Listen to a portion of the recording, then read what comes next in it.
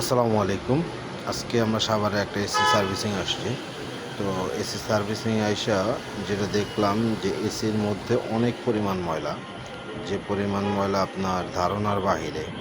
এর আগে যে কটা টেকনিশিয়ান আসছিল সবাই আইসা এটাতে ঘ্যাস করে চইলা যায়, গ্যাস দেয় চইলা যায়। মেন যে সমস্যা এসির যে ময়লা, এই ময়লাই করে না, এই ময়লা সার্ভিস করে না। তো সম্মানিত যে কাস্টমার ছিল, কাস্টমার আমাদেরকে ডাকার পরে আমরা যাই। দেখেন কি পরিমাণ ময়লা এসিতে। এসির যে চেম্বার আছে, চেম্বারটা দেখাই যাচ্ছে না, এত পরিমাণ ময়লা। এই ময়লা যদি এরকম ময়লা থাকে তাহলে কি এসিতে ঠান্ডা হয়? এসিতে কোনো বাতাসই আসতেছে না। এরপরে আমরা দেখেন এসিটা পুরা সার্ভিসিং করে দিলাম একদম প্রপারলি চেম্বার, আউটডোর থেকে শুরু করে টোটাল পুরাটা সার্ভিসিং করে দিলাম।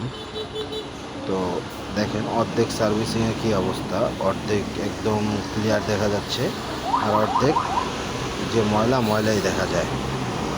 তো আমরা এখন আস্তে আস্তে পুরাটাই সার্ভিসিং করব। দেখেন ইনডোরটা পুরাটা অলরেডি কমপ্লিট হয়ে গেছে। এখন ফ্যানটা আমরা মারতেছি, রানার যেটা আছে রানারটা এখন মারতেছি।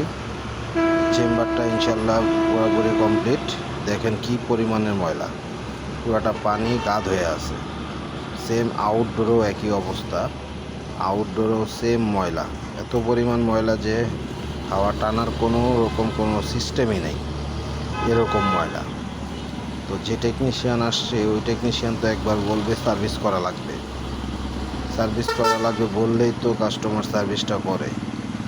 যেসব টেকনিশিয়ান ভাইরা এটা করেন, এটা অবশ্যই বলবেন, কাস্টমারকে বলবেন, নিজের রেপুটেশন খারাপ করবেন না কখনোই। এই যে এখন মেন দেখেন এসির আউটডোরটা কত পরিমাণ পরিষ্কার হয়েছে।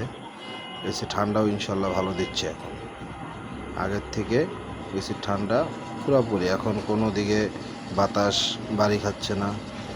এরপরে কোনো সমস্যাই নেই, টোটাল কমপ্লিট আছে এখন।